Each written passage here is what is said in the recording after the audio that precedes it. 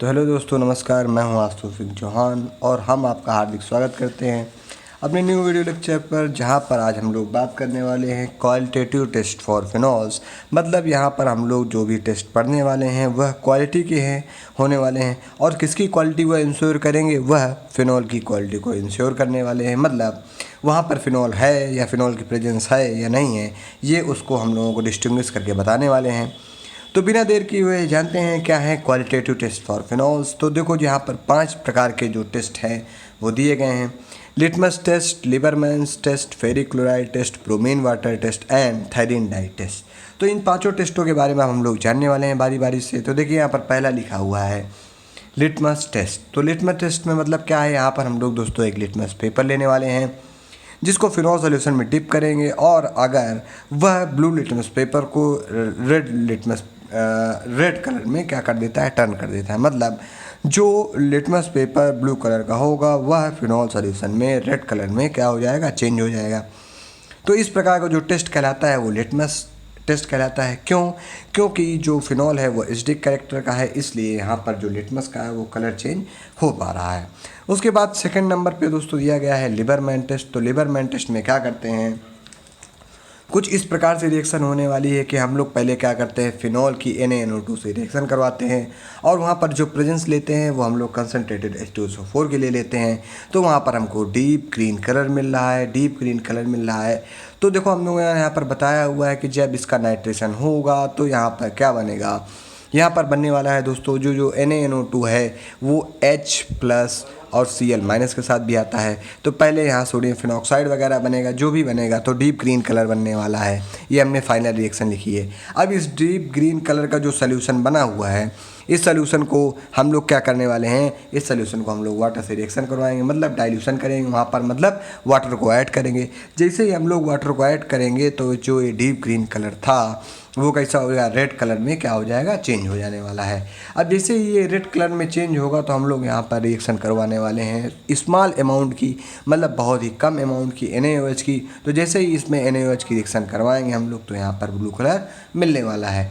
तो दोस्तों यही था अपना लिबरमैन टेस्ट। तो आप लोग इसका स्क्रीनशॉट ले सकते हैं कि फिनॉल से डीप ग्रीन से अगर हम लोग डाइल्यूट H2O की रिएक्शन करवाएंगे, मतलब डाइल्यूट H2O का क्या मतलब है, डाइल्यूशन कर रहे हैं हम लोग, मतलब उसमें वाटर को ऐड कर रहे हैं, तो वहाँ पर रेड कलर मिल जा रहा है। और रेड कलर के सोल्यूशन में जैसे ही हम लोग NaOH की रिएक्शन करवा रहे हैं तो वहाँ पर ब्लू कलर मिल पा रहा है दोस्तों।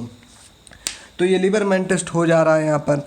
फिर उसके बाद यहाँ पर दिया गया है फेरिक क्लोराइड टेस्ट। तो फेरिक क्लोराइड टेस्ट में क्या होता है दोस्तों, हम लोग फिनॉल को लेते हैं और वहाँ पर FeCl3 जो कि न्यूट्रल कंडीशन पर होता है, यानी हम लोग कह सकते हैं उदासीन होता है FeCl3 यानी फेरिक क्लोराइड।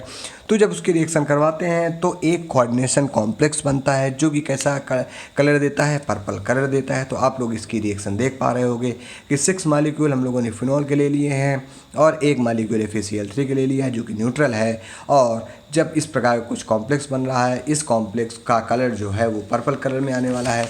तो यहाँ पर देखिए लिखा हुआ है when 1 or 2 drop of ferric chloride which is neutral in nature then the complexation is occur and violet color is obtained। मतलब जैसे ही हम लोग फिनॉल में 1 से 2 ड्रॉप की जो फेरिक क्लोराइड सोल्यूशन है वो जैसे ही ऐड करते हैं तो क्या होता है, जो न्यूट्रल जो FeCl3 न्यूट्रल है नेचर में, वह क्या करता है, कॉम्प्लेक्सेशन करता है। और कॉम्प्लेक्सेशन के बाद क्या होता है, वायलेट कलर मतलब बैंगनी कलर हम लोगों को मिलने वाला है यहाँ पर।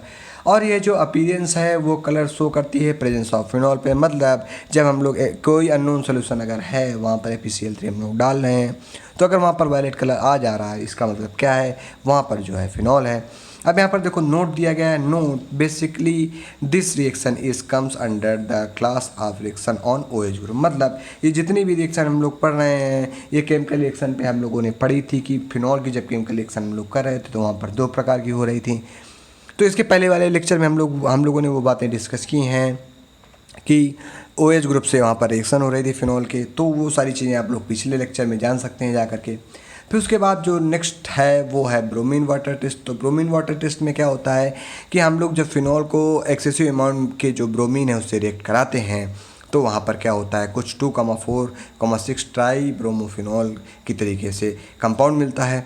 अब यही जो कंपाउंड है वो कैसा है, येलोइश वाइट प्रेसिपिटेट होता है। कैसा होता है, येलोइश वाइट प्रेसिपिटेट, मतलब यह येलोइश वाइट प्रेसिपिटेट के रूप में क्या होता है, बैठ जाता है और यहाँ से 3HBr अलग हो जा रहे हैं दोस्तों।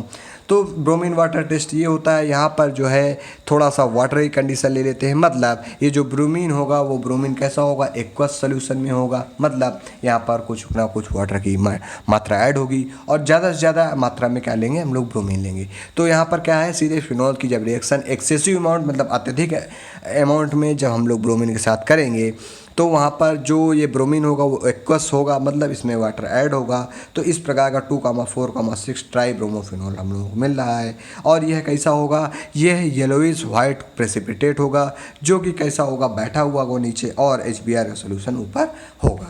अब लास्ट टेस्ट जो आ रहा है वो है थैलीन डाई टेस्ट। तो थैलीन डाई टेस्ट में क्या होता है, जैसे कि यहाँ पर बताया गया है कि डाई, तो यहाँ पर हम लोग क्या करते हैं, यहाँ पर आप लोग जिसे रिएक्शन में देख पा रहे होंगे, पहले रिएक्शन जानते हैं। तो देखिए यहाँ पर 2 मॉलिक्यूल हम लोगों ने फिनॉल की रिएक्शन थैलिक एनहाइड्राइड से करवाई है। तो यह थैलिक एनहाइड्राइड का चित्र है दोस्तों।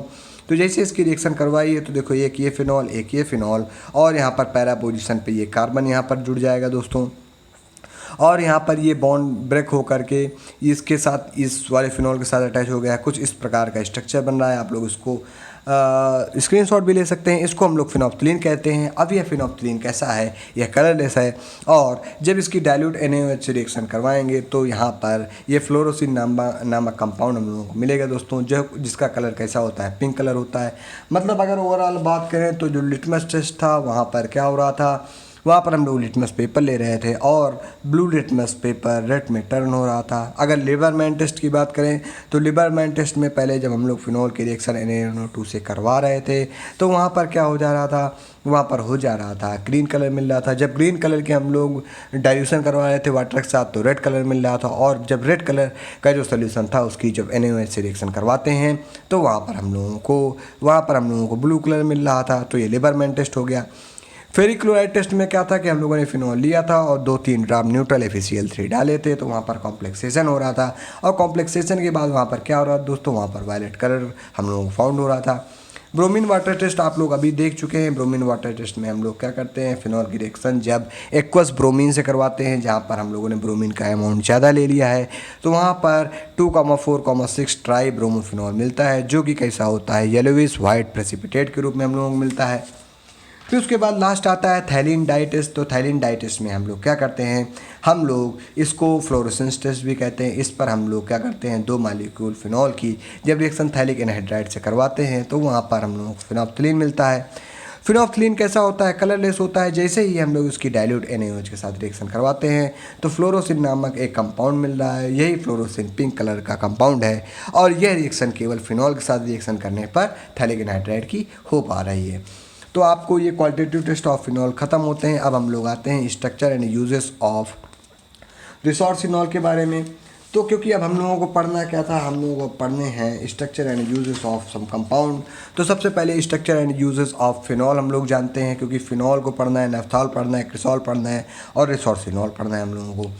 तो structure and uses of phenol में ये फिनॉल का स्ट्रक्चर है दोस्तों। फिनॉल को हम लोग रॉ मटेरियल फॉर, अगर इसके यूजेस की बात करें तो हम लोग इसको रॉ मटेरियल फॉर ड्रग, मतलब जो ड्रग के रॉ मटेरियल के रूप में, मतलब कच्चे सामान के रूप में हम लोग यूज़ करते हैं।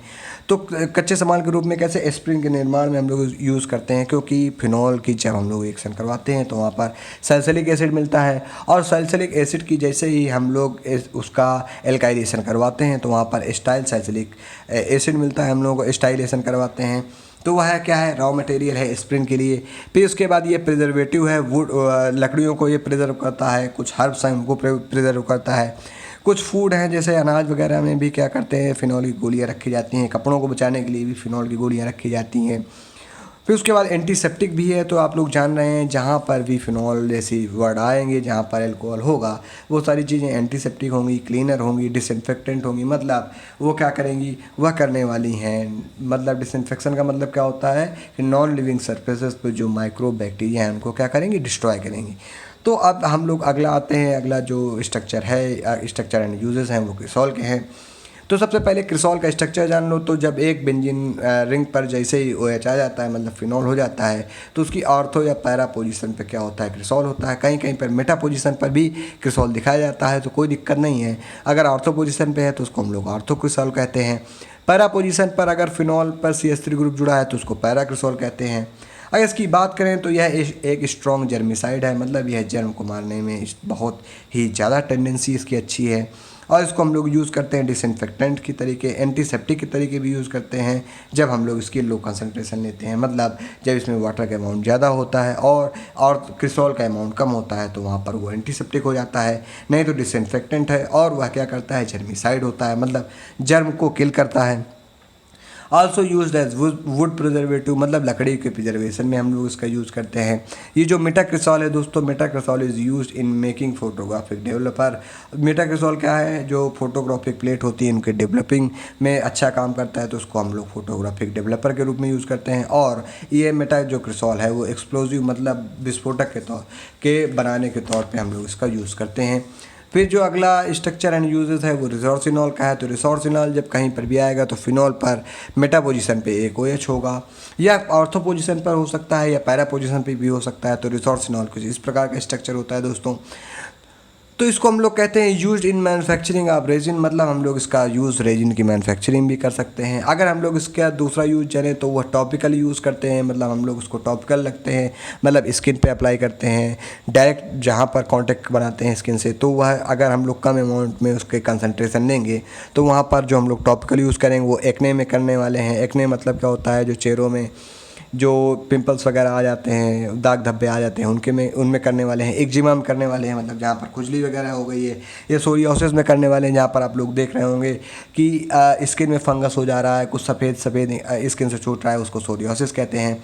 और अदर स्किन डिसऑर्डर्स में हम लोग इसका यूज़ करते हैं, मतलब बहुत सारे जो अदर स्किन डिसऑर्डर हैं, मतलब जहाँ पर खुजली हो गई है, दाग हो गए हैं, धब्बे हो गए हैं, चकत्ते हो गए हैं, वहाँ पर भी हम लोग इसका यूज़ अच्छी तरीके से कर सकते हैं। अगर हम लोग उसकी तीसरे यूज़ की बात करें तो ये डिसइंफेक्टेंट्स एंड एंटीसेप्टिक के तौर पर यूज़ किया जाता है। तो जितने भी जहाँ पर भी फिनॉल आएगा वो सारी चीज़ें डिसइंफेक्टेंट और एंटीसेप्टिक के तौर पर यूज़ की जाएंगी। अगर इसकी बात करें तो इसका जो नेचर है दोस्तों रिसोर्सिनॉल का, वो बैक्टीरियोस्टैटिक नेचर है, मतलब यह बैक्टीरिया को क्या करता है, स्टैटिक नेचर दे देता है। फिर अगली बात करें स्ट्रक्चर एंड यूजेस ऑफ नेफ्थॉल्स। तो नेफ्थॉल ये होता है, ये नेफ्थलीन का चित्र है। दो बेंजीन जुड़ी होती हैं आपस में तो नेफ्थलीन हो जाती है, और उसी नेफ्थलीन में अगर एक OH ग्रुप जुड़ जाता है तो वह नेफ्थॉल हो जाता है। अगर वह अल्फ़ा पोजीशन पर जुड़ा हुआ है तो देखिए ये कंडीशन होती है, ये पोजीशन है अल्फ़ा, ये पोजीशन है बीटा। तो अल्फ़ा पोजीशन पर अगर जुड़ा होता है तो अल्फ़ा नेफ्थॉल, या उसको 1 नेफ्थॉल कह देते हैं। क्यों? क्योंकि इसको हम लोग 1, इसको 2 भी कह सकते हैं। और अगर दूसरी पोजीशन पर OH जुड़ा हुआ है तो उसको 2 नेफ्थॉल या बीटा नेफ्थॉल इसको हम लोग कहते हैं। देखो यहाँ पर बीटा है तो बीटा नेफ्थॉल हो जाएगा। उसके बाद अगर हम लोग बात करें तो ये they are monohydroxy derivative of naphthalene are called naphthols, मतलब ये क्या होते हैं, मोनोहाइड्रोक्सी डेरिवेटिव, मतलब यहाँ पर एक हाइड्रोक्सी ग्रुप, मतलब मोनो मतलब एक और हाइड्रोक्सी मतलब OH ग्रुप। ये डेरिवेटिव किसका है, नेफ्थलीन का डेरिवेटिव है। और अगर इसमें नेफ्थलीन में OH जोड़ देते हैं तो वह नेफ्थॉल हो जाते हैं। अगर हम लोग इनके यूज़ की बात करें दोस्तों तो ये इंसेक्टिसाइड है, मतलब इंसेक्ट्स को मारने के लिए यूज होते हैं, और कई सारी डाइस बनाने के लिए यूज़ होते हैं। और अगर हम लोग मेथिल एंड एथाइल ईथर्स की बात करें जो बीटा नेफ्थॉल से बनते हैं, तो उनका यूज़ हम लोग परफ्यूमरी में करते हैं, मतलब जहाँ पर इत्र वित्र का निर्माण होता है वहाँ पर हम लोग चीज़ें करते हैं। तो आई होप आपको ये सारी चीज़ें समझ में आई होंगी। तो आज हम लोगों ने फिनॉल एकदम द एंड कर दिया है। इसके बाद हम लोग अब एरोमेटिक एमीन पढ़ने वाले हैं। तो आई होप आपको सभी चीज़ें समझ में आ रही होंगी। तो आपको लाइक करना है, शेयर करना है और सब्सक्राइब करना है, और हमारे चैनल को दिल से सपोर्ट करना है। तो बहुत बहुत धन्यवाद दोस्तों, नमस्कार।